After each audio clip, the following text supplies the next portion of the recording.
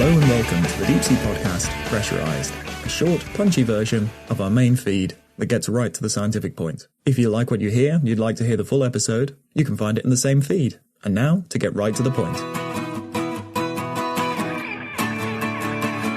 So this episode we should talk about something a bit more inspiring or something positive. So I've picked a subject which I think is positive. I think it certainly has positive bits to it, but the background to it and the fluff, if you like, on the fringes of it are maybe not so positive, because it's a difficult one. It kind of leads on a little bit from deep sea mining one. It's about how the deep sea can give something back. Then that's always going to be slightly contentious. And this particular one involves as many lawyers and politicians as deep sea mining does, so bear with me. I mean, we've spoken before in the podcast about the legalities of ownership of the seas, and that coastal states have 12 nautical mile of territorial waters, which is 100% theirs, and then they have 200 nautical miles of what's called an exclusive economic zone. So they have the exclusive rights to make money in the 200 nautical miles off the shore, which is why, as I said 40 years ago, all the trenches ended up in somebody's backyard. And it's this whole thing about what to do with the rest of it. And up until the 12 nautical mile and the 200 mile, I think it's relatively safe to say we know how that works. The big complication is what happens after that, with the rest of the planet, which most of it is deep sea, right? So since the early 80s, we've known about this. It's known as Areas Beyond National Jurisdiction, or the ABNJ, or more commonly known as the rather unimaginative, the area. Really? It's just illegally, it's just called the area. It's sometimes referred to as the high seas, and it's not international waters, because apparently I found out yesterday that international waters is not a recognised term. But the area is. The area is, yeah. So on the high seas, only the state under whose flag a vessel operates is responsible for enforcing international law, whereas if you're inside the EEZ of a different country, it's between you and the coastal state to agree. So a little bit of background is basically this all comes down to what you can't do in the area, even though it might be positive, it might still be seen as negative, but there's a whole bunch of legal framework around it. So the first thing you have is what's called the freedom of the seas. And that is basically gives anyone who's anyone the freedom to navigate around the world in those particular areas. There's no overarching organisation you have to check with. But anyway, the freedom of the seas was proposed by the then US President Woodrow Wilson during the First World War, and that led to all sorts of arguments. But the concept of the freedom of seas is now found in the United Nations Convention of the Law of the Sea, which is UNCLOS, and that's going to come up a lot, and it comes up a lot in deep sea mining and fishing and everything else. So what that says is the high seas are open to all states, whether coastal or landlocked, and it gives a non-exhaustive list of freedoms, and that includes navigation, overflight, the laying of submarine cables, fishing and scientific research. So there's this other thing as well, which is called the Common Heritage of Humankind Principle, or the CHP. And this is another contentious legal principle in ocean shenanigans, and it was proposed by the UN General Assembly in 1967 by an ambassador from Malta. And that was to push for a reasonable deep seabed governance. And it was basically to disrupt or at least slow down any kind of colonial rush to the oceans. They're trying to prevent over-exploitation by particular states. So one of the things it was hoping to do was prevent coastal states from further extending legal presence or sovereign rights into international waters or the area, and provide legal platform for sharing the economic benefits of seabed resources among states. So this is where we get into mining and various other things. And this is what underpins a lot of the issues about mining and so on. The problem is if these resources don't belong to anyone specifically, or rather they belong to everyone, or you could argue they belong to no one, who gets the right to profit from them? So after 20 years of more arguing and fighting and pointing fingers and all the rest of it, the CHP was eventually merged into the UNCLOS, and that states that no state shall claim or exercise sovereignty or sovereign rights over any part of the area or its resources. Okay, so this is again where deep sea mining hits a rather contentious wall. And then there is more in the sea than just these minerals, right? So there's also the smelly stuff, right? There's biology, and there's the tiny wee smelly stuff, which is genetics. And that's what wasn't originally put into the law of the sea, because it's relatively new in the grand scheme of things. So one thing that wasn't really built into it in the first place was things like the conservation and sustainable use of marine biodiversity beyond national jurisdiction, which is another acronym, BBNJ. So that includes access to and the use of another acronym, marine genetic resources, MGR. So this is genetic material derived from marine species in the area. So the marine species that don't belong to anyone. Who has the right to profit off those if you can? So in international waters, this is all regulated under the Nagoya Protocol, which is a protocol that basically states that if it's in your 12-mile nautical mile limit, it's all yours. If it's beyond that, you need to sort yourself out. But beyond that, it's still a bit of a hand-wavy lawyer type of thing going on. So where I'm going with this is the concept or the scientific discipline of bioprospecting or biodiscovery. And I used to work on this a little bit. When I was involved in this, I'm not really anymore, but I used to get a bit annoyed when papers kept listing biodiscovery alongside mining, bottom trawling, climate change, acidification, all these imminent threats to deep sea biodiversity. Because in reality, I used to take a lot of samples for people in biodiscovery, but the samples they need are minuscule. I mean, really, really small volume stuff. And we've never taken a sample that wasn't already being taken for something else. They've always been minuscule subsample. The samples I've always taken for biodiscovery are nowhere near anything in the league of what scientists were taking anyway, or even throwing over the side of the ship at the end of the day. So I always thought if biodiscovery was an imminent threat to deep sea, then again, so is marine biology. It's like some of the samples we've taken, sediment samples for biodiscovery, have probably been less than what's smeared on the outside of the box core. And when the outcome is new antibiotics and treatments for some of the worst diseases we're facing. Yes, I always thought it was a good thing to be involved in, because if it's no skin off my nose to stuff a couple of little bits in a jar and give it to someone who knows what they're doing, then great. So let's think about marine genetic resources in the context of the area, which of course is where most of the deep sea is, because it's all at least 200 miles off the coast. So now we're all looking at developing a system whereby there should be equal access and benefit sharing schemes, similar to the one for seabed minerals. So if you discover some billion-dollar anti-cancer drugs, the idea is everyone should benefit from it. And that's where it becomes complicated. Most of the planet is the high seas of the area and the vast ocean expanse, which is apparently a hotbed of exciting biological compounds which could host cures for everything from cancer and Alzheimer's to new antibiotics. It's all there for the taking, but only some countries have access to deep sea, only some have the infrastructure to develop these into meaningful and affordable drugs, and therefore only a few countries or nations could ultimately control and profit from them, despite the initial resource technically belonging to everyone and no one. So I was thinking about how big a deal is this? There's a 2018 study which I read, and they revealed that they found 13,000 genetic sequences based on marine genetic resources from 862 marine species, which are associated with patents. And it's quite a difficult paper to get your head around because it keeps throwing percentages and numbers and all the rest of it. But it seems like of those species or possibly sequences, 73% were bacteria, but 84% of the patents based on real-life sequences were held by 221 private companies, one particular company in Germany, hold 47% of marine genetic resource-based patents. And their argument was, who owns biodiversity? Do they actually then own that gene sequence? And if they've patented it, then I guess they do. They just discovered something, but this was a naturally occurring gene. They now have ownership of something that occurred naturally. But this is where my head started to spin, right? Because when I read that, I'm like, ooh, that doesn't sound good. That sounds really negative. And then after, I was thinking, so what? You know what I mean? Does that actually affect me professionally or personally? If someone else has a patent on the full genome of a species I normally work on, does that stop me sequencing it myself? Or does it stop me publishing that in a phylogenetic tree? The fact that someone's gone to the bother to do this and I guess they're making money out of it, that's their business, right? Literally, that is their business, not mine. So it feels morally and ethically not right, but then at the same time, I don't really care. If they can make a living out of that and feed their kids, then great, I'll do something else. So where I'm going with this is ultimately, I don't know. That's okay. I think even though we're not sure how we feel about this, I think it's good that we've brought it up because I feel like this is just starting to enter the public consciousness. And You're right. Your gut feeling to some of this stuff is a bit panic and like, oh, that doesn't seem right. But then once you try and figure out, well, why, it sort of loses momentum. But this is the thing, though, because if someone's using these things to find cures for diseases that affect the entire world, shouldn't we be encouraging this at all times?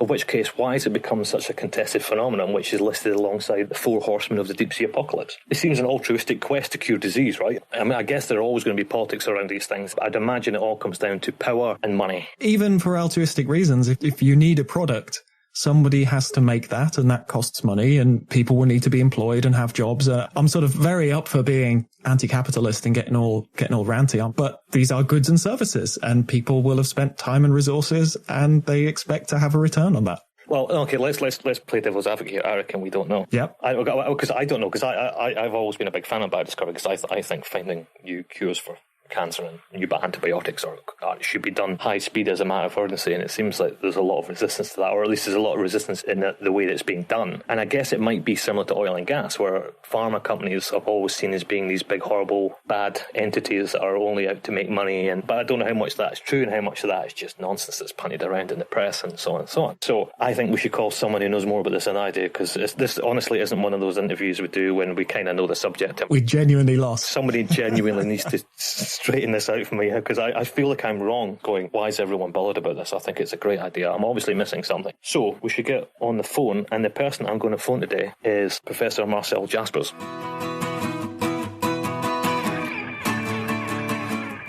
Marcel, welcome to the Deep Sea Podcast. Thank you for having me on. For the benefit of the audience, tell us a bit about yourself and the type of work you do in biodiscovery. I'm Marcel Jaspars. I'm Professor of Chemistry at the University of Aberdeen, and I run a research centre called the Marine Biodiscovery Centre. And the main focus of that is to look for interesting molecules from the deep sea, cold oceans, and also from deserts and other places, other extreme locations that might be used to treat diseases, particularly cancer, infections, inflammation, and now, of course, viral diseases as well. One of the things that was, when I got embroiled in all this a few years back, was the terminologies involved. And we hear about bioprospecting and biodiscovery, and having Googled this, it seems that bioprospecting is what is referred to as the pursuit of natural products for commercial gain, and biodiscovery is pursuit of natural products to do interesting things just for scientific purposes. Does that still work? Is that the actual definition, or is it the same thing? Bioprospecting is the one that's actually defined in various dictionaries and also United Nations treaties. So it has a formal definition. I can't remember what it is, but it is well defined. Biodiscovery is a word that Chris Madison and I made up in 2004. Oh, there you go. To prevent people thinking that bioprospecting automatically led to the mining of the resources. That's the big deal. So basically what we're thinking about here is that the original concept was perhaps that you might go and find a wonderful drug that cures cancer from a sponge, and you would go back and collect tons of that sponge in order to make a commercial product. However, that's not necessarily the case. It's often the case that you take a small amount of the sponge, you find out that it contains a wonderful molecule that you want to develop. And of course, there's no way you're going to get enough of that sponge to make the product commercially. So you develop a different process. So it's the concept that you get the idea from nature and you develop that further. So hence the word discovery. So biodiscovery rather than bioprospecting. That's why I originally thought what the difference was. I always thought bioprospecting inferred that you would go back and do like biomining, whereas biodiscovery was you just synthesize it later. So, okay, I guess we're agreed there. So I've often heard the deep sea referred to as, the paraphrase, hotbed of potentially interesting biochemical compounds and so on. Why is that? Is it the deep sea environment itself, or is it just the sheer size of it? Wouldn't it be easier to look at shallow water first? What is it about the deep sea that attracts biodiscovery? I think a lot of it is to do with the fact that these interesting niches or habitats have allowed evolution to go in a different direction, and you find new strains, interesting strains. What's really important to recognize as well is that it's not just those strains, but also the skills you need as a microbiologist to isolate those particular strains. So you might have to have organisms that grow under very high pressure, which is really tough to do. More likely than not, you need to consider the nutritional requirements that you have for these particular bacteria. So you might be able to think about it. It grows in very low nutrient conditions or very low temperatures or high salt or whatever. So that's something that we forget about. So it's often the fact that we work with the best microbiologists we can work with in order to be able to get the most interesting strains. And it takes us years of experience, microbiology, to get a strain that to understand the strains to such an extent that you're able to just tell by looking at it quite often that it's going to be something cool. And we've worked with people like Mike Goodfellow in Newcastle, with Alan Bull in Kent, Juan Asenjo in Chile, and a number of their PhD students, etc., who are excellent at this kind of work. So again, for us, it's as much as anything the environment, it's the fact that the evolution has probably led them down an interesting pathway, and finally that leads to some kind of biosynthetic potential that allows them to make these interesting molecules. But in order to find that, you have to, of course, isolate the bacterium and isolate the compounds from that. So is biodiscovery in the deep sea a common thing, or is it still in its infancy? And I seem to recall at some point you tell me that there are commercially available products that have derived from deep sea origins. Is that right? What's happened is that biodiscovery from the sea, most of the work is on shallow organisms, so reef organisms. There's some things that have come from fish, pelagic fish, that literally just, you squeeze them, you get oil out of them, and that prevents somebody having a second heart attack, so that's an important drug for heart disease. But for deep sea stuff, actually there's not that much out there that we can absolutely be certain of, and there's a couple that I know for sure, and they're not necessarily medical products. So one of them is from a deep sea vent in Baja California. I think it's about 2,000 meters deep or so, and that is an enzyme that's used to replicate DNA. So it's a very high fidelity enzyme for polymerase chain reaction. Of course, we've heard a lot about that with the COVID PCR tests. That's important. And the other one is a deep sea vent bacterium that grows on top of one of these Alvanella pompeiana. It's the sort of interesting worm, right? The tube worm, yeah. Yeah, it grows again in the trench just off Californian coast. So it is outside of national jurisdiction, and it's used in a face cream as something that prevents wrinkles or inflammation. So it's an interesting one. So again, those are relatively minor ones, but of course the potential's out there for more to be discovered. So do you get the same effect if you just rub a tube worm in your face? Maybe. One of the things that I also found really interesting, which I think would be interesting to talk about, is the timeline involved in all this. The drug discovery pipeline, I think it's called. You know, if I handed you a vial full of deep sea mud with all the planets aligning, how long would it take from me handing that to you to a product being available on the shelf of a pharmacy or in a hospital? 10 to 20 years typically is the kind of time. I find that fascinating. I really do, especially after, everyone's sort of freaking out about how quickly the COVID vaccine was developed. But I don't think people have a handle on what goes on behind the scenes in the pharmaceutical industry, because 20 years, you think if you discover some amazing compound, you'd be like, oh, brilliant, this works. Apparently not as easy as that. The kind of things that we would do is to try and you take a deep sea sediment sample, let's say, something from the Mariana Trench, then you bring that back. So again, that takes a few months to get to your lab. And in the lab, you would then try and isolate bacteria using selective isolation techniques. That basically means you spread it on a bacterial growth plate containing certain kinds of things that inhibit one strain and perhaps encourage other strain of bacteria to grow. Once you've got them, you've got probably hundreds of strains on a plate. You need to select the best one. So what you do is you select those and try to purify them. And eventually what you end up with is a plate that has a single strain on it. You might have a couple of hundred of those plates from the same sediment sample. The next step then is to grow each one of those strains individually in small scale culture and find out whether it has any talent. We just call it chemical talent in our lab. I like that. That's good. Yeah. We stick it into a mass spectrometer. We feed it typically on a few different media. So you might feed it on some that's low nutrient, something that's high nutrient, low temperature, high temperature. You might change the conditions a little bit, but you might end up with 1,000 extracts, right? So you got to feed those all through the big machines to figure out whether there is any talent there. And that, there's a lot of automated analysis methods right now that you can use, but a lot of it's still hard graph by hand. So you're stuck there with a few data sets that tell you that each extract contains 50 molecules. Out of those, 48 are known and 2 are new, let's say. So that still ends up with hundreds of compounds that you might want to investigate. So what you do then is to take those materials and test them against diseases. And again, luckily, we have good partners. For instance, Medina in Spain and the University of Tromsø in Norway are good partners for us to test against cancer, inflammation, infection. We have partners in Leuven testing against epilepsy as well. So again, that's really good to have those testing partners. And they will take those through and tell you. So a classical sort of strategy that we had for epilepsy, we started with 2,000 extracts. We ended up with 7 compounds at the end that might be interesting. It's a good whittling down of things. Yeah. Out of those, 2 were tested in animals.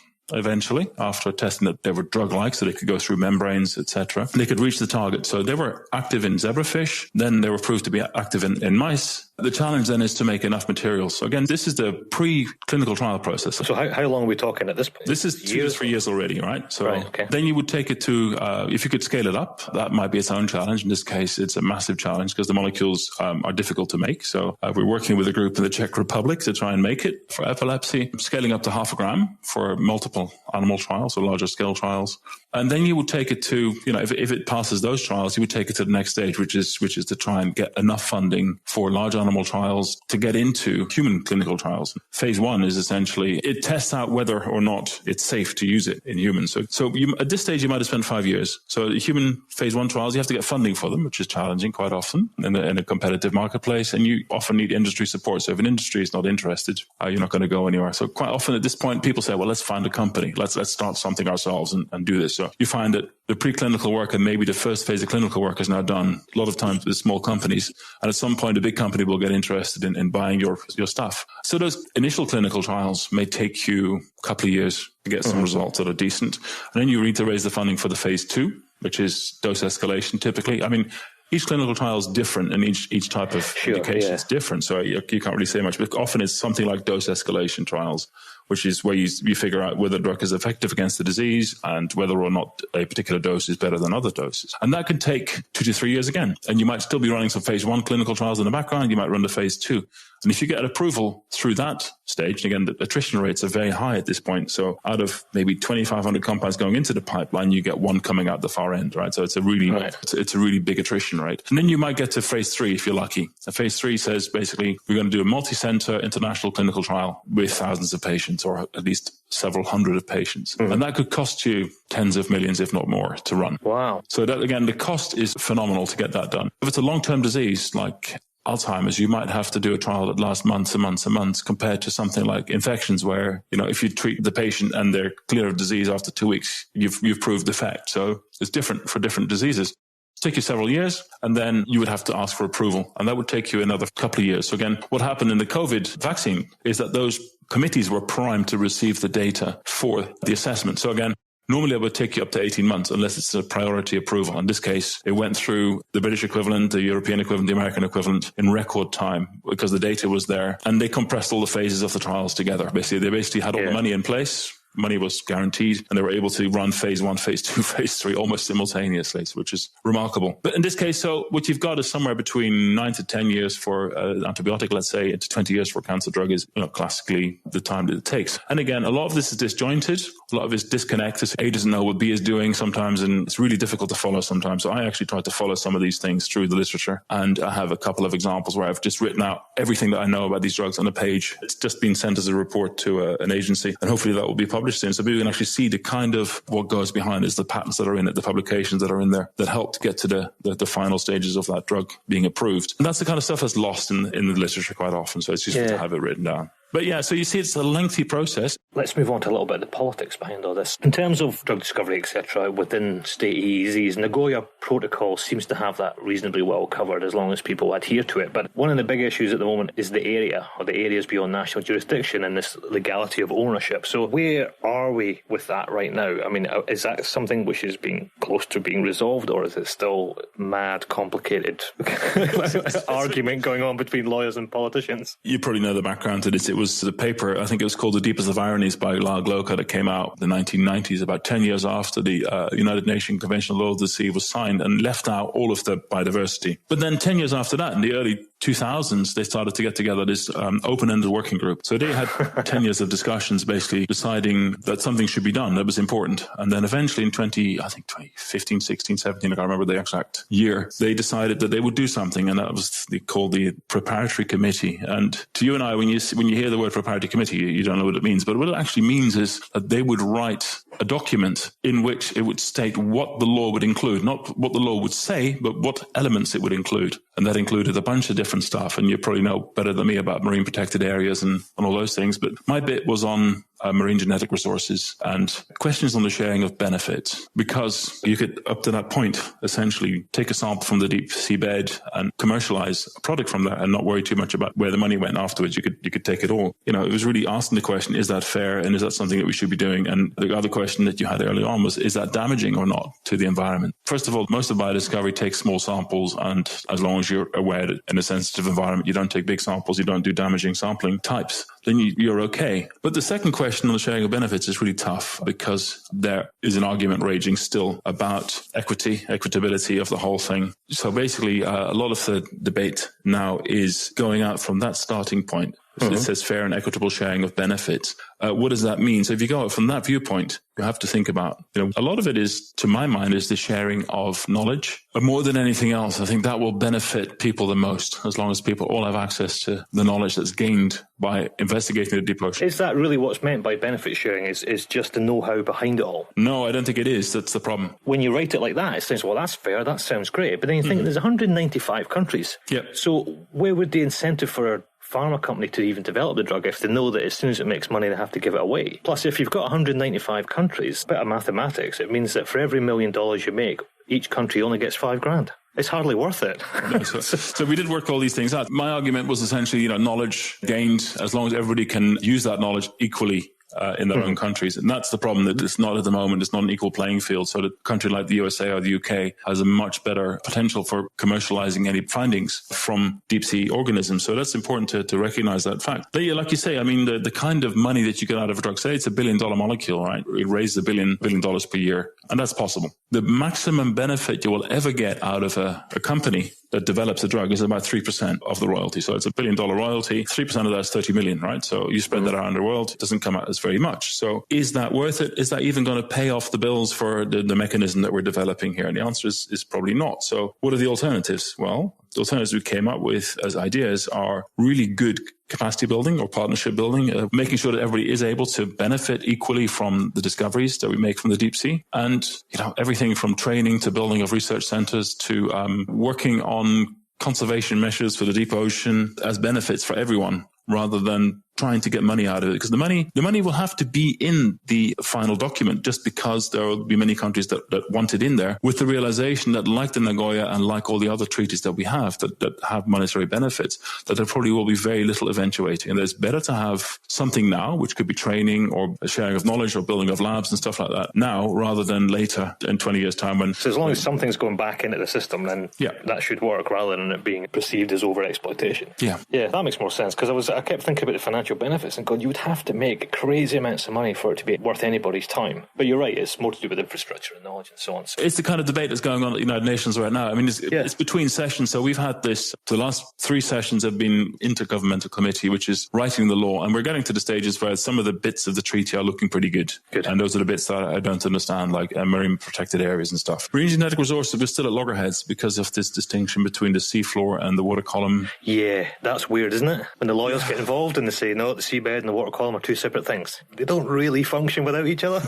No, and you try and explain to people that a sea bacteria may float around for a bit and go on the seafloor for a bit, or you might have a sponge that when it spawns, the larvae go everywhere and then they settle on the seafloor again. Well, you got holothurians that move along the seafloor and then jump into the water column and relocate. I guess they're fair game as long as they leave the bottom. But Europe is trying to broker a pragmatic solution that doesn't pay heed to that distinction. It also doesn't mention the words that often the different parties mention, which is the freedom of the high seas, which is the water column, so you can fish whatever you want and it's yours, and common heritage of humankind, which is the seafloor, which means that what you find and what you do must be shared. And again, it's obvious from the treaty at the moment, from the UNCLOS treaty, the original one, that you must share the knowledge. There needs to be better connectivity between people doing the science and people making the policy, that they know what's going on. And again, a lot of talk is about this mechanism that they call the Access and Benefit Sharing Clearinghouse, or whatever they want to call it. To my mind, it shouldn't be a database that does everything. It should just be able to point people at the best practice database that already exists out there. So you might go to OBIS for some data. You might go to Octopus for some other data, or whatever databases are out there. You don't necessarily need to replicate stuff in that clearinghouse. So along those lines, one thing I really wanted to ask you, and this is a genuine, I don't know where I sit with this, is I was reading a study recently that was, it was a scientific paper, so it was trying not to be biased one way or another, but reading between the lines, it seems that there was people quite annoyed at the fact that, I think there's 13,000 genetic sequences have been patented based on MGRs, and of those, 47% are owned by one particular German company, and that seems to be portrayed as being, this is not right. A commercial enterprise is essentially owning biodiversity, and when you read it, you think, I don't like the idea of that. That doesn't sit right. But then at the same time, so what? What does that even mean? Does it stop other people sequencing the same genes? Why, if at all, should we be bothered by that? I read that paper when it came out and had a long conversation with the lead author. The issue is that often patents will cite genetic sequences as examples, or to say, we got this from here, and then they make a new sequence which they patent. So the actual number of sequences mentioned in patents and number of sequences actually patented are very different. So that paper didn't make that distinction. So there's a problem there. We did actually ask the company in question, I won't mention on the podcast, but you can find it if you like. They actually came to a meeting and they said, basically, we've done our own due diligence on this data, and most of these sequences are in fact just genetic sequences that we're mentioning because they are from the database, and we need to cite them as evidence that we have done something novel and different. And there's only very few sequences which are heavily engineered, which are actually patented. So again, the numbers are wrong.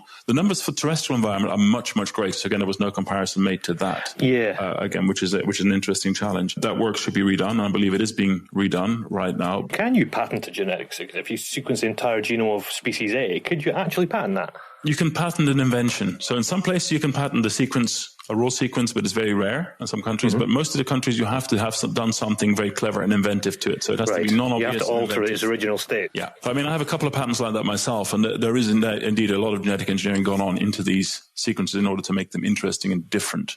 And exciting. So, yeah. But anyway, I mean, there are companies that are doing far worse than that. And some companies who admit to doing this, again, I won't mention their name, have a massive in-house database of sequences that they derive from. So they basically go out, they collect massive bacteria from the middle of the ocean. They then sequence them and keep them in their own in-house database whilst using the external database, the publicly available global database. They download that and compare their sequences that are secret to the open database that's available. That's not very sporting, is it? It's not very sporting not to give that data back. So again, my feeling would be to encourage those companies to deposit those sequences that they're not patenting back into the main database so that we can all benefit.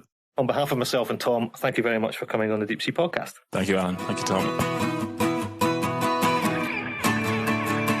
And that was a pressurized version of one of our longer episodes. If you enjoyed that and you would like to hear the full length episode, just match the episode numbers and you'll be able to find the full length version in the feed. Thanks for listening. We'll deep see you next time, and I will see you all later.